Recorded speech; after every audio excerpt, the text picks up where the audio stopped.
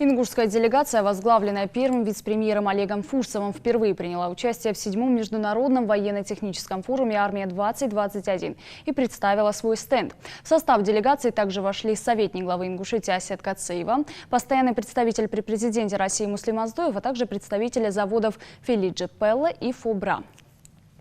В первый день работы форума Олег Фурсов и Муслим Оздоев осмотрели выставочную площадку. Они отметили для себя несколько предприятий. Завод по производству светодиодов и 2 завода по производству антенн.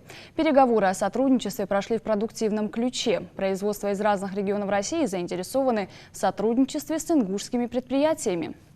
На площадке крупнейшего военного форума республика представила 2 основных производства, которые занимаются пошивом спецодежды, формы и обуви для государственных и военных ведомств.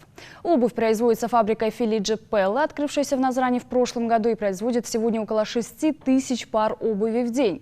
Помимо спецобуви были представлены образцы противоминных ботинок. Спецодежда и форма произведена на швейной фабрике Фобра.